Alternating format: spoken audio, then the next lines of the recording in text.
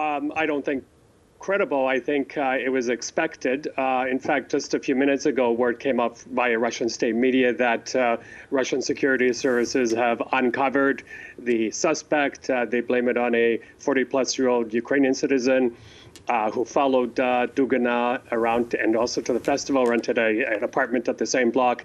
So I think this was to be expected. Maybe we can call it like a false flag operation, and they will use this, I think, to set off more retaliation against Ukraine.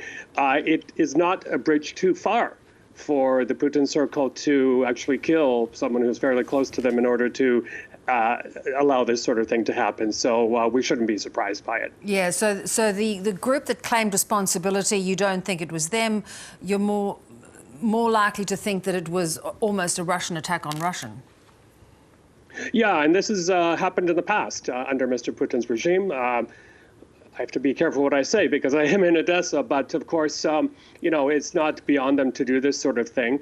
As we speak, actually, we're hearing reports also of the Russians stocking up in the Black Sea of more of those long-range missiles that can hit Odessa, Lviv, Kiev, almost anywhere in Ukraine. So this is very, very worrisome to a lot of people here in Ukraine of what the Russians might do based on this, what I think is a manufactured story. Yeah.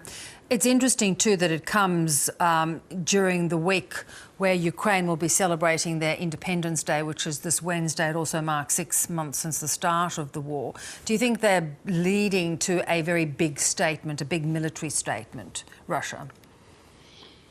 Well, I can tell you from the moment I woke up this morning, Bev, there's been almost nonstop air raid sirens here in Odessa as well as elsewhere in Ukraine.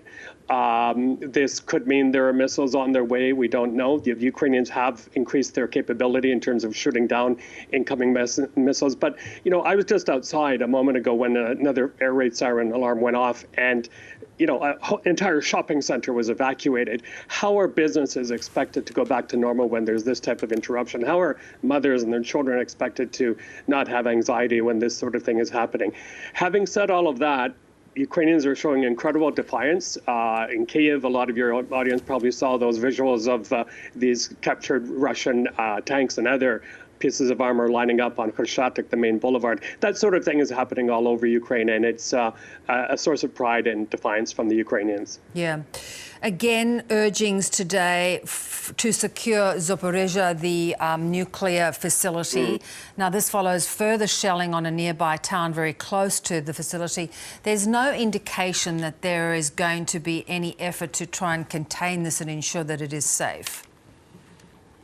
Well, Bev, when Secretary General Guterres was here a few days ago in Lviv, he did say that IAEA inspectors are in Kyiv, they're ready to go. And then over the weekend, we heard from Moscow that they may allow these inspectors there. But I don't think anything has happened on that front.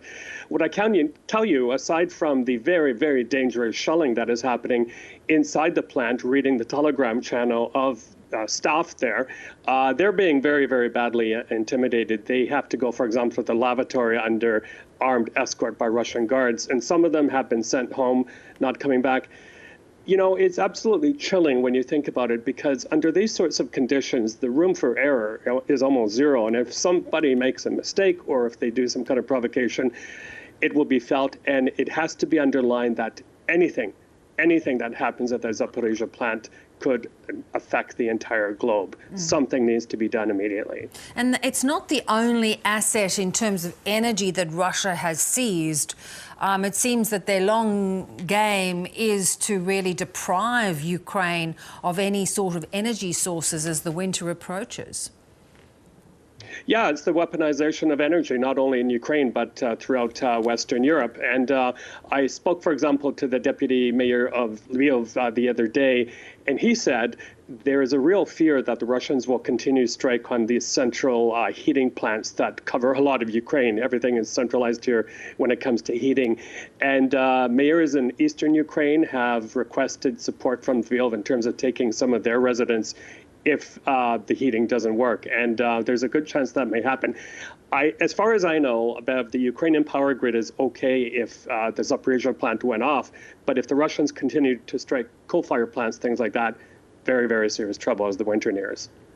You know, how do you feel, Michael, as we approach this 6-month anniversary of this ongoing invasion? You talk of the resistance that Ukraine seems to be becoming quite smart about using their capacity well, but it does feel like we're still in this for the long haul.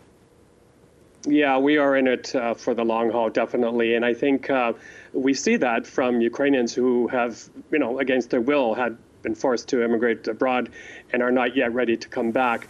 I think it's going to be very, very important for countries like Australia, which has been supportive to Ukraine, to provide more weaponry and also to help in that reconstruction of Ukraine. The reconstruction bill has topped, I think, about $1 trillion now.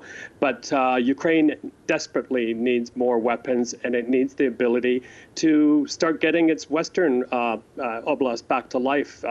If the skies can be closed at least partially, I am told that will allow more investment, more tourism to come back in, and life can continue as normal as it can. But the Ukraine cannot do this alone. It needs strong support from the West. Yeah, and it needs ongoing support, as you point out. Michael, thank you so much as always. Stay safe. My pleasure. Thank you.